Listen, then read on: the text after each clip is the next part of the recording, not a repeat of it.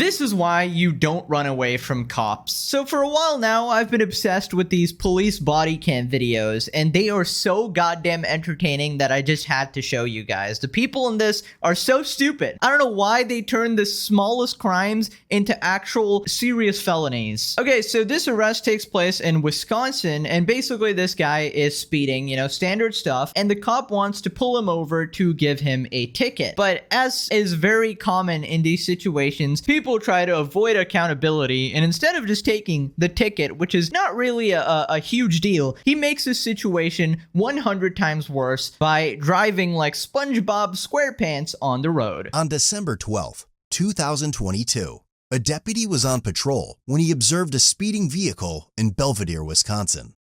He activated his radar unit, which clocked the vehicle traveling 66 miles per hour in a 55-mile-an-hour zone. When a traffic stop was initiated, it appeared the vehicle accelerated to get away from the deputy with speeds exceeding 120 miles per hour.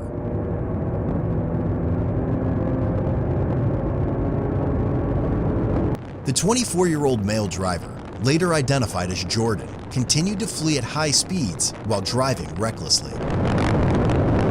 Okay, already really poor decision making here. Accelerating when the cops are already on your tail is just a horrible idea. I don't know what this guy thinks this is. This isn't GTA 5. This isn't Need for Speed. This isn't Forza Horizon 5. I don't know what's with these dudes and thinking that they can actually get away from law enforcement. It's not that easy, dude. You need to be in a place where the police is actually just incompetent for you to even have a sliver of a chance of getting away. Like, dude, it's just a ticket, buddy. Your life is not over. You don't need to go into panic mode, monkey mode, brain overdrive, just accelerate like a moron. Now, the chase continues for about 5 more minutes in the video, which is probably like half an hour in real time. And this dude crosses a bunch of stop signs, essentially just endangering a bunch of lives. And he is actually going at a speed of 120. Now, the cops finally get him with this absolutely badass pit maneuver where you kind of ram into the car. As the deputy continued in the direction of Jordan, he was observed running through many stop signs.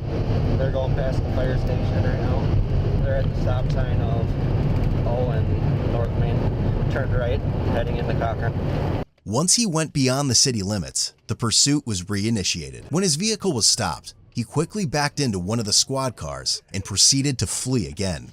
At the same time, the deputy noticed another occupant inside the car. Adam Frank Victor 7935. Adam Frank Victor 7935. 1050.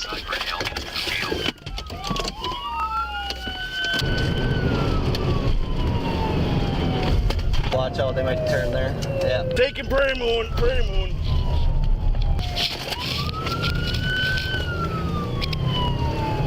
No, but not Turkey Copy. They turned into Prairie Moon. Prairie Moon, correction, 2 occupants in the vehicle. 2 occupants, Prairie Moon, northbound. As speeds decreased, a deputy was able to perform a pit maneuver on Jordan's vehicle. Southbound Kamrowski. I took him out. Hands up! Get your hands up now! Shove your head! Don't move! Okay, that's pretty badass. This is the type of shit that makes people actually want to be cops, but you'll probably never pull it off in your tenure or whatever, but pit maneuvers are cool. I don't know if it's like an easy thing to do or whatever. Maybe it's not that impressive, but it looks goddamn cool, all right? It looks like an actual video game. So anyways, quick recap here. This guy fled from the officers, then he didn't stop when he was told to, then he ran a bunch of stop signs, and then fled again after being caught once. Now, the officers have to get this maniac out of the car, and you know, as they mentioned, they realize that there's actually 2 guys in there, and his buddy actually has a gun in his pocket, which makes this situation much more stressful. Now, obviously, the officers don't know the intention of the guy with the gun, so they gotta approach this really carefully, and they start, you know, screaming in his face, as a lot of officers do. Don't move! Anybody in the back seat? Don't move! I'm not. Don't move! Hey, I want to let you know right now. Yeah. Don't move No, I'm your not. hands. There's a gun in my pocket. He advises he has a gun. It's loaded. Keep your fucking hands up! Don't move! Put your phone down. Just give me your phone. Here. Drop. Just don't move! Put your hands up! Right there. Put your hands up! This is hilarious to me because, you know, I understand. Okay, I'm very understanding that it's a high pressure situation and stuff. How are you going to tell the guy to put your hands up, to don't move, and to put your phone down, and then to don't move again when he tries to put the phone down? Like, it's just contradicting instructions here. Once again, I get it. He has a gun and, you know, it's really high stress. They're probably like fumbling their words or whatever, and they're dealing with a guy who could potentially be dangerous. So you need to start screaming and take all these precautions to account for your own life, obviously. But also, goddamn, don't give contradicting instructions, you know? Now, from what I've gathered, although it is a life and death situation, I believe the maniac is definitely the driver here, because his friend here, he couldn't have actually done anything to prevent the car from speeding. Like, what are you gonna do? Grab onto the wheel? Like, that'll just put you in more danger, considering that guy's an actual maniac. He'll probably run you into a tree or something. So I feel bad for the passenger here. It sucks that he has a gun in his pocket that just made the officers not kind to him, but he does end up being super cooperative, and he says, hey, I got a gun in my pocket, so don't be surprised, which is exactly what you should be doing. Now, question, will you still get yelled at? Yes, probably, because you're in the car with a dumbass friend there, okay? Probably you don't want to hang out with that guy if you don't want a gun in your face, you know? So after this, they pull both the guys out of the car, and they are surprisingly cooperative. Punch the ceiling. I got you. Okay? I got you. Still don't move. Here. I'm gonna take your seatbelt Yeah, off. yeah. Here, get it. Get it Where's out of my it? pocket. Ooh. It's in a holster. I have a valid CCW. I don't know nothing about this. Not move. Yes, sir. I was just... It's right here, Ryan. I got it. Car. Yeah, that might not Still don't move. Not moving. Do not fucking move. I mean it. Oh my god, Blood did not get his frosted mini wheats today, dude. I'd be pretty pissed if I didn't get my cereal today, not gonna lie. But okay, I get it. It's a high pressure situation. I'm trolling. I'm gonna try to unload it quick, Ryan. Do not move. You keep them hands up, both of you. Arrows around in the chamber. That's fine. Okay. I don't give a shit. Let you know. Get out. Hey. Keep your hands up. Yes, sir. Yes, sir. I got you. Get out. I want you to lay on the fucking road Yeah, I right got you. there. I got you. Lay on the road. Guy, I'm just a passenger. Lay down. I got you. Put your arms behind your back. I don't know shit. My wife is good. Oh, man. I'm just going to pick up a car. Hey, man, we can work through this. Yeah, I know. But I need to be there by 5. All right. I have no other way out. Drag his ass out, Mitch. Get out. Is there anything else in this car I should know about a gun? No, sir. Get out. Give me your other hand. Yes, sir. Yes, sir. Get out. Yes, sir. I'm coming. Get out. Yes, sir. I'm coming. Get out of the car. Wow, they really dragged this dude out like a rag doll or something. Like, could they not open the other side or something? Or would that be considered dangerous? I don't know. But I just found it really funny that they just pulled him out like, dude just flopped out of there like a fish out of water. Now, this might be controversial, and this is where all the Americans in the comments are gonna shit on me or something, but I'm just saying, what is the purpose of the passenger carrying a loaded gun in his pocket with a bullet in it? Like, I just don't understand. Like, shouldn't it be empty or something? What is the purpose of that? Is he going to like a shooting range, police training academy? He's going hunting? I don't know what's the purpose of that. Like, I know it's perfectly legal and people are gonna get really pissy about this because anytime you talk about guns, people get really pissy. Doesn't matter what you say. But I'm just saying, like, isn't it stupid to carry around a gun which is sort of loaded or whatever? I assume there's like safety on it or something so you don't shoot your own buttocks or whatever, but I don't understand why you'd need to do that. Maybe you get mugged on a daily basis so you need it, but that's the only like rationale I can get for that. But maybe you guys can explain. Is